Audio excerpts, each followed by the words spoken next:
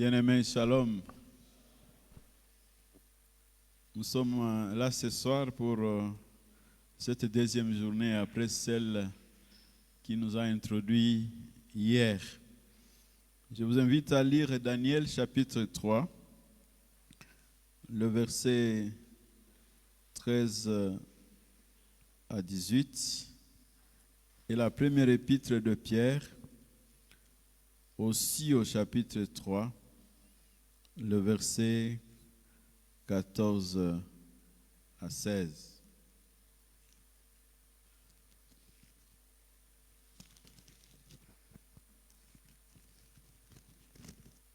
Je commence la lecture à Daniel chapitre 3. Alors Nabuchodonosor, avec colère et fureur, ordonna d'amener Shadrach, Meshach, Abednego. Ces hommes-là, au roi, n'ont pas eu égard. Excusez-moi. C'est ça? Non. Alors Nabuchodonosor, avec colère et fureur, ordonna d'amener Shadrach, Meshach, Abednego. Alors ces hommes furent amenés en présence du roi. Nabuchodonosor prit la parole et leur dit: est-il exact, Shadrach, Meshach, Abednego, que vous ne servez pas mes dieux et que vous n'adorez pas la statue d'or que j'ai dressée? Est-ce que maintenant vous êtes prêts au moment où vous entendrez les sons du cor, de la flûte, de la cithare, de la harpe, du luth, de la cornemuse et de tous les genres d'instruments, à vous prosterner et à adorer la statue que j'ai faite? Si vous ne l'adorez pas au moment même, vous serez jetés au milieu de la fournaise de feu ardent. Et quel est le Dieu qui vous délivrera de ma main? Quel défi! Shadrach, Meshach, Abednego prit la parole et dirent au roi: ô Nabuchodonosor, nous n'avons pas besoin de te répondre quoi que ce soit à ce sujet. Si notre Dieu que nous servons peut nous délivrer, qui nous délivre de la fournaise, de feu ardent, et de ta main, ô roi. Même s'il ne le fait pas, sache bien, ô roi, que nous ne servirons pas tes dieux et que nous n'adorerons pas la statue d'or que tu as faite. 1 Pierre chapitre 3.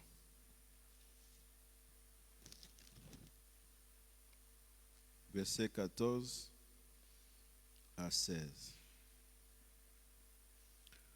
Bien plus, au cas où vous auriez à souffrir pour la justice, heureux êtes-vous. N'ayez donc aucune crainte, ne soyez pas troublés, mais sanctifiez dans vos cœurs le Christ qui est Seigneur. Soyez toujours prêts à justifier votre espérance devant ceux qui vous en demandent compte, mais que ce soit avec douceur et respect, en ayant une bonne conscience, afin que sur le point même où l'on vous calomnie, ceux qui décrivent votre bonne conduite en Christ soient confondus. Car mieux vaut souffrir en faisant le bien, si telle est la volonté de Dieu, qu'en faisant le mal. Parole du Seigneur. Bien-aimés, ce soir, nous allons aborder le thème « Les conditions à remplir pour être témoin du Christ ». Y a-t-il des conditions? Parce qu'il y en a effectivement qui se sont retrouvés témoins, mais sans avoir été préparés au préalable. Ils ne l'ont pas fait de la manière dont le Seigneur l'attendait, parce qu'ils n'ont pas été préparés.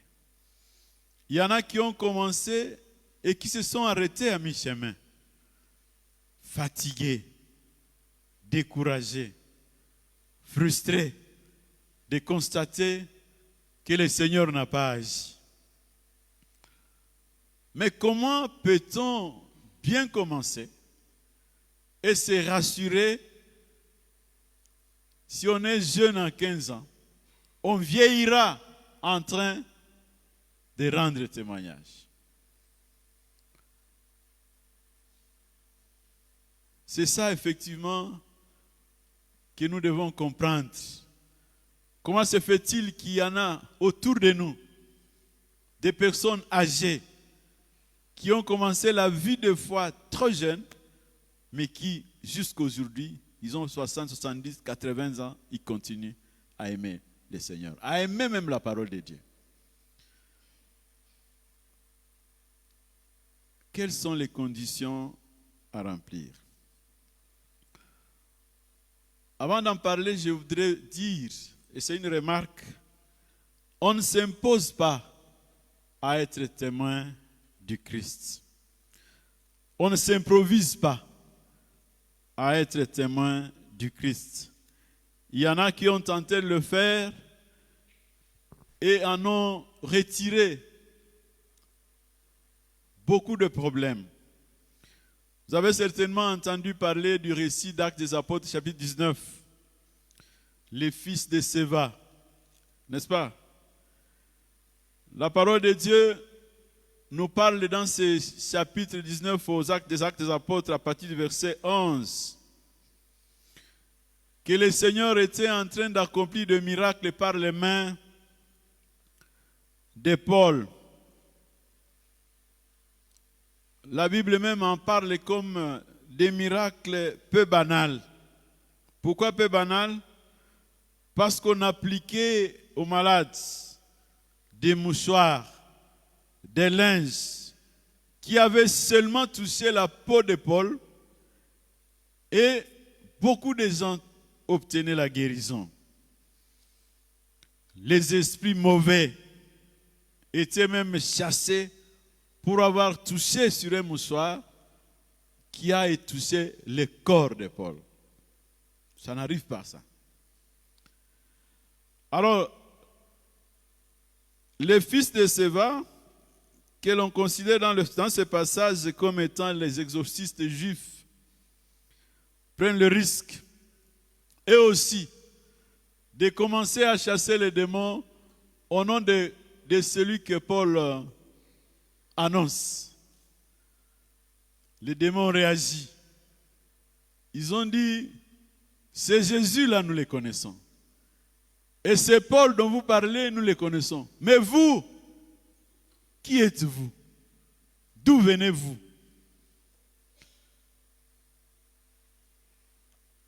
Celui qui était possédé par les démons s'est jeté sur eux.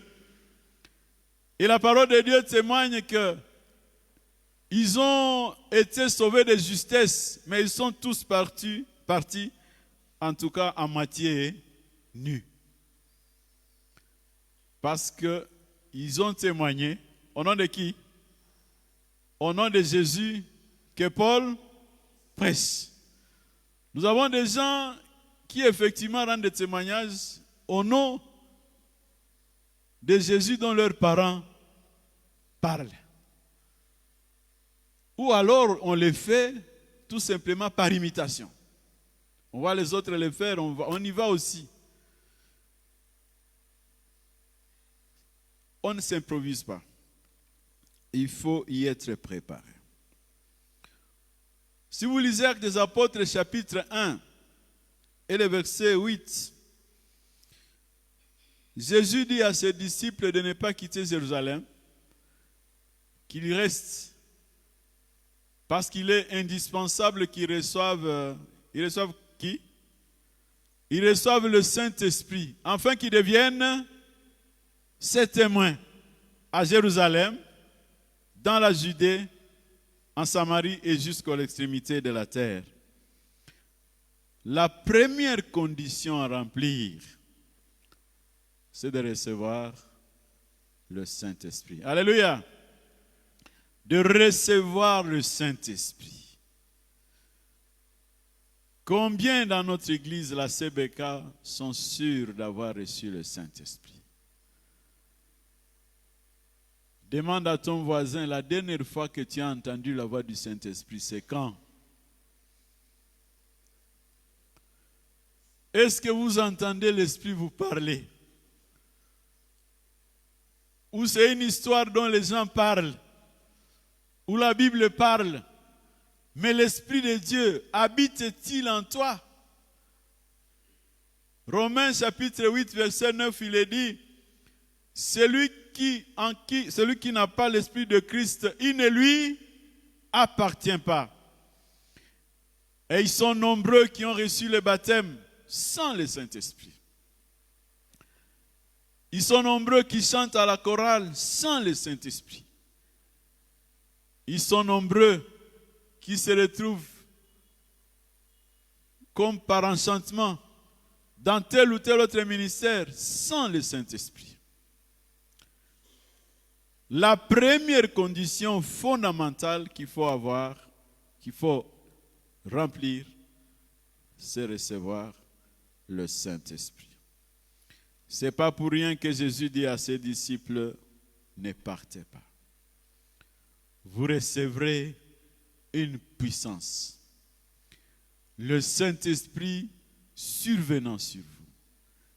Et après, vous serez mes témoins. Si donc il y a une carence de témoignages, c'est parce que beaucoup de gens qui sont dans nos églises n'ont pas le Saint-Esprit. C'est clair.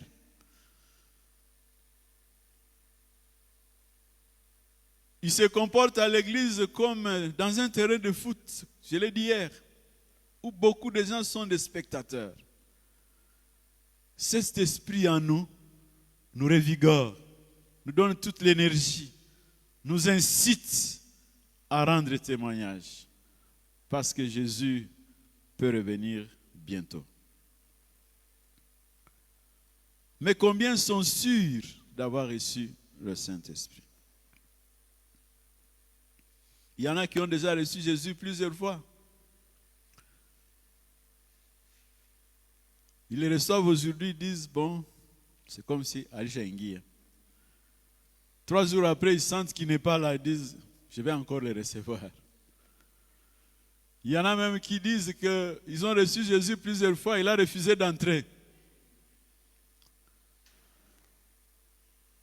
Parce qu'ils pensent qu'on doit le sentir. Quand il entre, on sent comment il descend jusque dans le ventre, il s'assoit confortablement, il est dedans.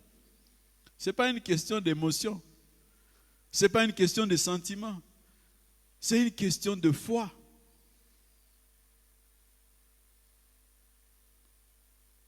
Bien-aimé, c'est pour toi cette question.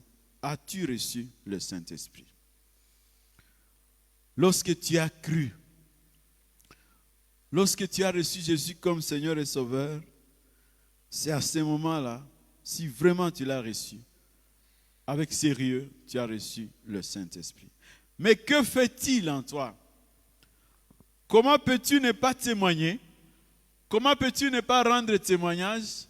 Comment peux-tu ne pas vivre une vie conforme à la volonté de Dieu alors que tu prétends que l'Esprit de Dieu habite en toi? Comment peux-tu passer toute une semaine sans lire la Bible? Et tu te retrouves, c'est le dimanche seulement que tu dis, où est ma Bible? L'Esprit, c'est l'élément fondamental.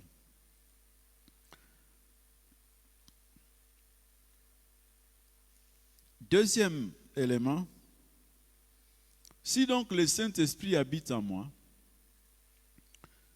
je dois développer une intimité avec Dieu. Alléluia.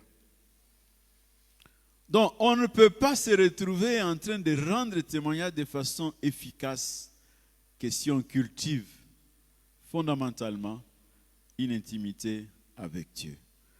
Et c'est ça le texte que nous avons lu dans Daniel chapitre 3, versets 13 à 18. Il est question de 3 jeunes gens déportés de Jérusalem, ils se retrouvent à Babylone, en terre païenne. Mais parce qu'ils ont rencontré, ils ont connu le Dieu vivant à Jérusalem. Quoique déportés, Le Dieu qui agit en eux, à Jérusalem, agit toujours en eux, où qu'ils se trouvent. Alors on les accuse en disant qu'ils ont refusé d'adorer la statue du roi Nabuchodonosor. Et c'est vrai, ils avaient refusé. Ils sont conscients qu'un vrai juif qui connaît le Dieu vivant ne peut pas se mettre à genoux devant une idole pour l'adorer. Alors Nabuchodonosor les convoque. Après avoir convoqué, il leur dit, je vous donne un ultimatum. Dès que vous entendrez les sons de la cithare, d'aconémuse, etc., vous avez intérêt à adorer la statue. Sans quoi, vous serez jetés dans la flamme de feu, dans les temps de feu. Comment ils ont répondu? Ils ont dit, quoi qu'il arrive, au roi Nabuchodonosor, nous n'adorerons pas. Ça, nous ne ferons pas. Parce qu'il leur a dit, et je verrai, c'est ça, je verrai quel Dieu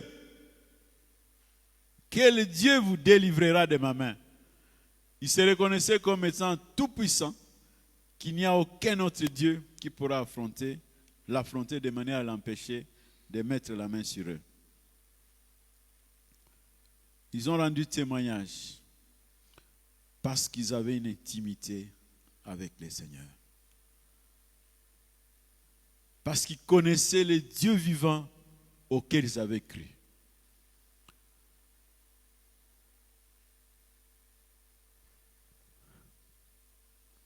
Il y a quelques années en Russie,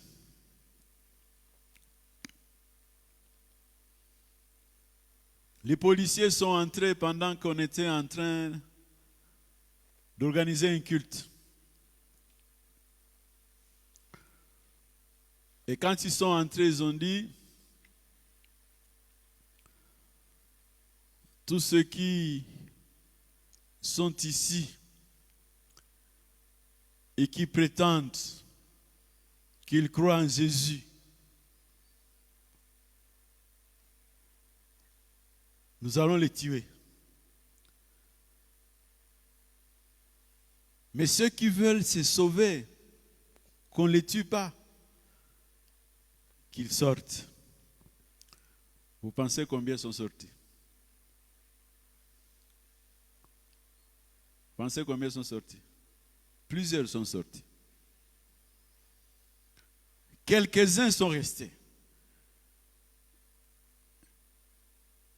Et ceux qui sont restés, ils étaient menacés de quoi?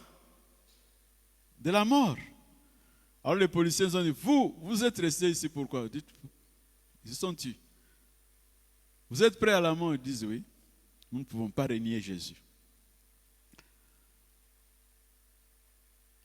Ils ont rendu témoignage parce qu'ils avaient l'intimité avec lui. Ils savaient que la mort physique n'est pas une mort qu'on doit craindre. Alléluia. Ils savaient qu'il y aura la résurrection. Maintenant, ce qui est arrivé, c'est quoi? C'est que les policiers leur ont dit, fermons la porte. Continuez à chanter. Comme les hypocrites sont partis, nous aussi nous sommes chrétiens. Vous voyez? Mais ceux qui ont régné Jésus, ils étaient où? Ils étaient dehors. Les hypocrites. Si ça se faisait à Gomaville, on dit ceux qui sont accrochés à Jésus et qui sont prêts à mourir, qu'ils restent. Combien resteront à la chorale? Combien resteront dans l'équipe d'intercession? Combien resteront parmi les anciens, les diacres, et nous les pasteurs, parce qu'il n'y a pas que les non-pasteurs qui ont peur de la mort. Combien resteront? Ça, c'est un test. C'est un test extrême, mais en fait, Ça aura lieu. Attendez-vous à ça. Les combats engagés, lorsqu'on va être témoin du Christ, n'est pas le moindre. Il faut cultiver une intimité avec le Seigneur pour être prêt au combat et en sortir vainqueur. Dans le livre d'Apocalypse, Jésus ne cesse de dire au vainqueur, je donnerai la couronne de vie. Parce que le livre d'Apocalypse a été écrit dans un contexte de persécution criante. Le seul choix à faire, c'était, la question qu'on posait était de dire, Jésus est-il Seigneur ou c'est César qui est Seigneur? Et celui qui disait que Jésus est Seigneur, on le décapitait. C'est dans ce contexte que le livre d'Apocalypse a été écrit. Et celui qui disait que c'est César qui est Seigneur, on lui demandait de retourner à la maison, manger avec ses enfants, s'il est marié, dormir avec sa femme. Mais il reste, mais il est déjà mort spirituellement. Dieu dont nous parlons, je l'ai dit encore hier, c'est le Dieu vivant. Il faut cultiver une relation profonde avec lui. Dans l'écoute de sa parole, dans la prière, dans l'obéissance à sa parole, parce que c'est à ce titre-là, si tu es préparé, tu pourras rendre témoignage. Troisième élément, avoir une foi authentique. Avoir une foi authentique et inébranlable. Pourquoi une foi authentique? Parce que c'est au moment des épreuves qu'on constate qui ont été préparés, qui remplissent les conditions et qui peuvent continuer à tenir, à rendre témoignage. Vous vous rappelez du récit de Marc chapitre 4, versets 35 à 41. Jésus dit à ses disciples, allons de l'autre côté de la rive. Et pendant qu'ils sont dans la barque, au moment inattendu, il y a des vagues. Un vent impétueux vient secouer le bateau. Et l'eau commence à pénétrer le bateau. Il y a des vagues terribles. Pendant ce temps, les disciples crient de peur. Jésus est endormi. Il pose la question. Pendant que nous périssons, toi, tu dors. Ne te mets-tu pas en peine de ce que nous sommes en train de périr? Jésus se lève en disant, où est votre foi? Où est votre foi? Mais il a menacé. Il a imposé un silence à la mer. Il a dit, silence, tais-toi. Et il y a eu un calme. C'est dans ce récit de Marc qu'il y a une phrase, un verset qui dit, qui est donc celui-ci à qui obéissent même les eaux et la mer? Il faut donc être armé pour être effectivement un témoin du Christ, avoir une foi authentique. Une foi qui ne se préoccupe pas des tempêtes de la vie, qui éclate quand on s'y attend le moins. En dépit du poids et de la gravité de ces tempêtes,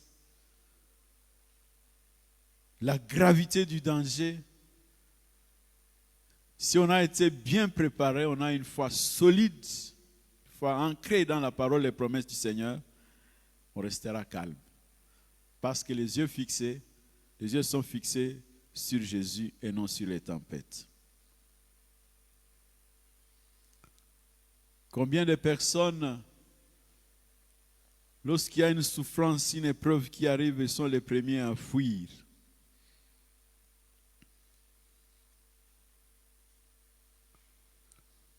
Il y a des changements brusques qui arrivent dans notre vie. Mais les changements brusques qui sont concomitamment suivis de souffrances, des situations de détresse, des moments d'agitation, et qui constituent à la fois un moment où nous devons prouver que dans la souffrance, nous restons des témoins du Christ. Dans la souffrance, nous demeurons des véritables témoins du Christ.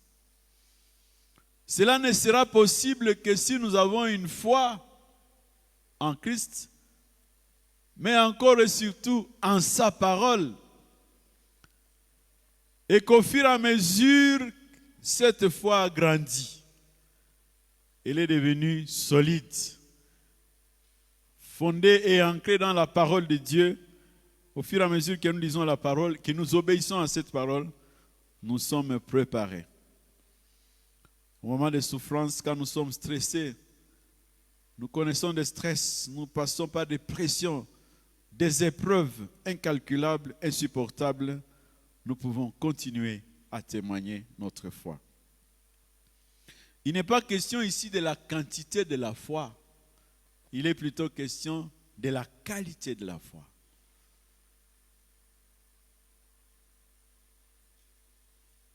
Comment te comportes-tu devant un examen, étudiante?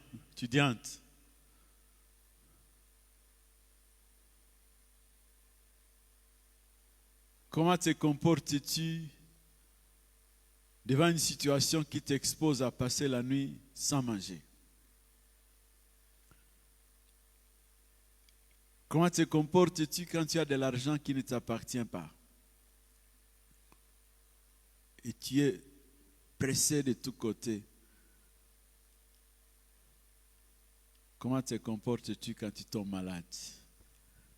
Comment te comportes-tu quand il y a un accident ou un incident, décès dans la famille ou autour de toi? Comment te comportes-tu face à des épreuves multiples auxquelles ou par lesquelles tu passes?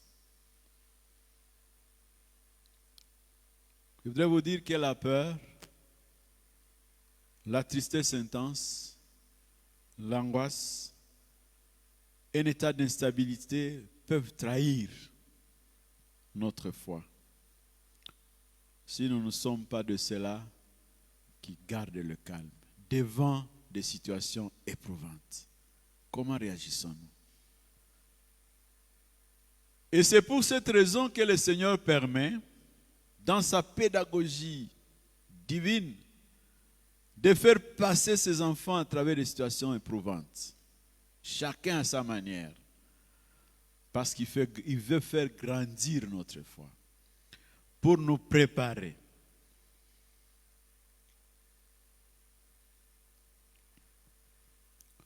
J'ai l'habitude de dire aux gens que les petites victoires que nous remportons nous préparent au grand combat. Alléluia.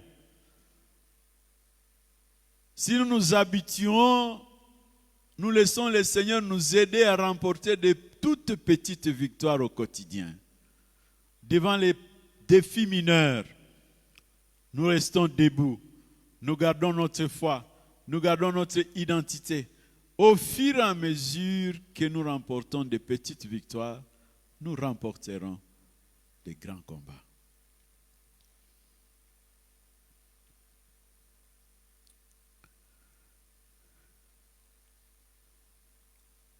C'est donc cette foi authentique qui nous rend témoins authentiques. Au gré de toutes les vagues, dans n'importe quelle situation par laquelle nous passons, nous resterons debout, témoins du Christ.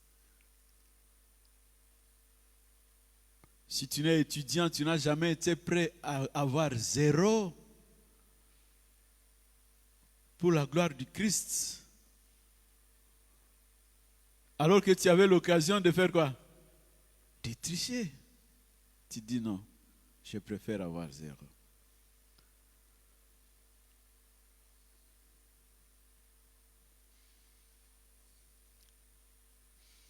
Nous étions à Kinshasa étudiants et il y a eu pillage.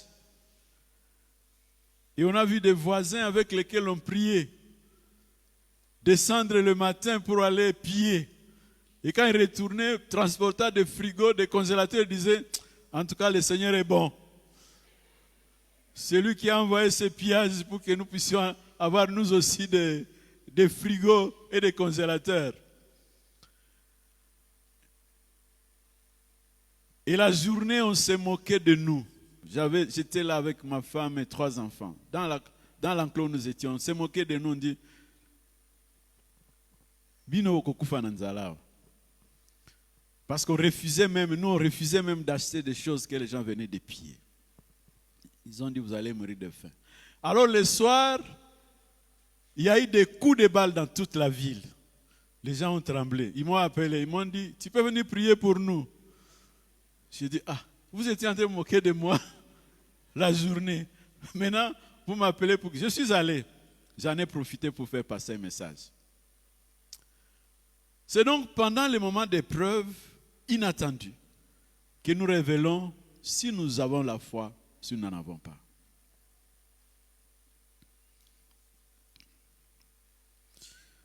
Enfin,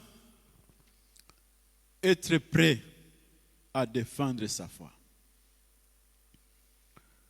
En n'importe quel prix. C'est-à-dire en refusant de s'accommoder. C'est ce texte-là de 1 Pierre chapitre 3 que nous avons lu. Je voudrais que nous puissions le relire.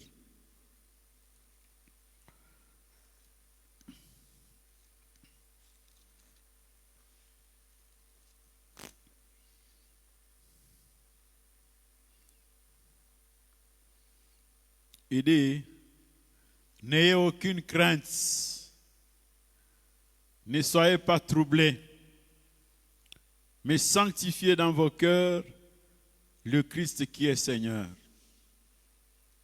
Soyez toujours prêts à justifier votre espérance devant ceux qui vous en demandent compte. Mais que ce soit avec douceur et respect. Au point que même sur le point où on cherche à vous calomnier, ce qui vous décrit qu'il constate votre bonne conduite. Alléluia. Nous ne pouvons effectivement défendre notre foi que par notre conduite qui confond les gens, qui les déroute, qui les plonge dans la confusion totale. Et s'ils nous posent des questions, nous répondons calmement pourquoi nous croyons.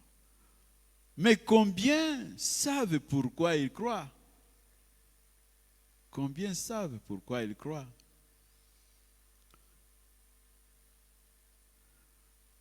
En 2006, j'étais en train de faire mes recherches à Genève et nous sommes allés en vacances avec des étudiants, des étudiantes en Syrie, à Damas.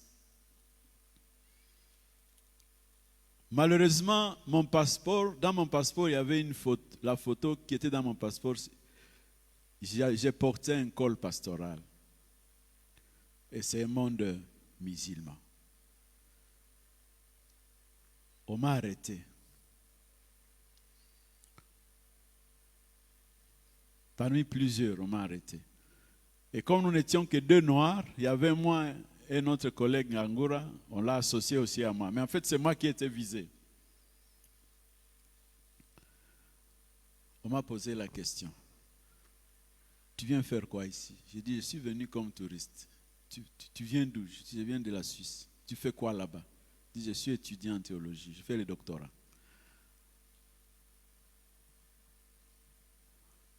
On m'a pris, on m'a amené chez quelqu'un d'autre.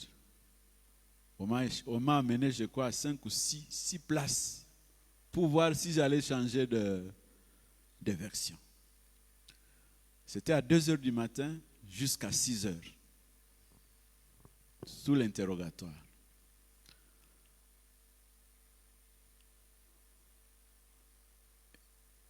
On a constaté effectivement que j'étais pasteur. Et donc il fallait qu'on sache qu'est-ce que je suis venu faire là-bas. Je répondais calmement, mais sans savoir le lendemain quel sera mon sort. Le Seigneur nous place souvent dans des circonstances où nous sommes appelés à défendre notre foi. Et à 6 heures du matin, on nous a libérés. Sans caution. Parce qu'on libère les gens en payant une caution. Je me rappelle que notre jour, nous étions en train de... Je suis allé enseigner à l'UEA. Et un dimanche matin, je suis allé au culte. Nous étions quatre enseignants. Un Burundais qui était à la faculté d'agronomie. 2 autres, ces 2-là venaient de Goma, qui étaient de l'Unigome et qui enseignaient aussi en médecine. Et puis moi. Alors le soir, ils m'ont posé la question. Toi, le matin, nous on est restés en train de dormir. C'était un dimanche. Tu es allé où? Je dis, je suis allé au culte. Ils disent, mais vous allez faire quoi au culte? Je dis, en quoi cette affaire vous concerne? Ils disent, non. Toi, tu es quand même professeur. Tu vas le matin, au lieu de dormir, tu vas au culte. Il faut quand même te reposer. J'ai dit, bon, est-ce que c'est parce que vous êtes des docteurs, des professeurs d'université, que vous pensez que vous n'avez plus besoin de Dieu? L'un a dit, je vois que ces messieurs cherchent à nous provoquer. J'ai dit non, vous m'avez posé la question, moi je vous pose une autre question.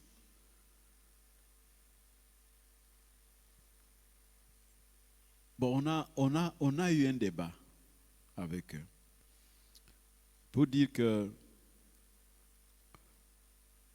nous aurons toujours des occasions. Dans les milieux de travail, en famille où nous sommes, dans le monde des affaires, chacun de nous, Dieu l'a placé quelque part. Il te donne d'assumer telle ou telle fonction. Tu es même mère de famille. Là aussi, tu dois défendre ta foi. Père de famille, tu dois défendre ta foi. Comment le faisons-nous? Nous devons nous préparer. Il y a des conditions à remplir et l'une d'elles, c'est d'être aussi prêt. Par notre conduite, notre façon de parler, d'annoncer le Christ, de le proclamer, de donner les raisons qui font que nous croyons. Ce n'est pas parce que tout le monde fait ceci que je suis obligé de le faire. Ce n'est pas parce que les gens se sont accordés à agir de telle manière que je suis obligé de le faire. Et c'est ça qui fait que beaucoup de jeunes commencent la vie de foi, marcher avec le Seigneur, mais ils ne tiennent pas longtemps. À cause de ces différentes péripéties par lesquelles ils passent. Il y en a qui sont fervents à Goma, mais il suffit de traverser la frontière.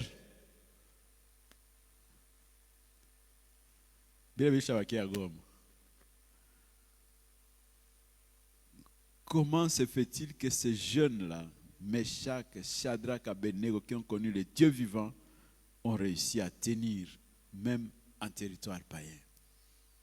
Ils étaient enracinés. Ils avaient des racines. Il faut avoir des racines dans le Seigneur et dans sa parole. ceux qui ont crucifié Christ, nous crucifierons aussi. À cause de la vérité que nous intégrons dans notre vie. Parce que le monde dans lequel nous vivons n'aime pas la rigueur. Le monde dans lequel nous vivons n'aime pas la sainteté. Le monde dans lequel nous vivons n'aime pas ce qui les contrarie. Et c'est ça qui fait que beaucoup de gens abandonnent. Ils commencent à être comme tout le monde, à s'accommoder un peu trop. Le message de ce soir nous amène à comprendre qu'il y aura des obstacles dans la dynamique de rendre témoignage. Il ne faut pas s'improviser. Il faut avoir été préparé par le Saint-Esprit. Avoir le Saint-Esprit en soi et obéir au Saint-Esprit. Il faut développer une intimité profonde avec le Seigneur. Des moments de prière, de méditation de la parole de Dieu. Et c'est là chaque jour. Parfois se retirer dans la présence de Dieu pour être préparé à le servir. Se rassurer qu'on a une foi authentique qui passe, qui traverse, qui fait face aux vagues, aux épreuves et qui survit au-delà des épreuves par lesquelles nous pouvons passer. Être enraciné dans le Seigneur au point de payer le prix d'être son témoin. Que le Seigneur bénisse sa parole. Amen.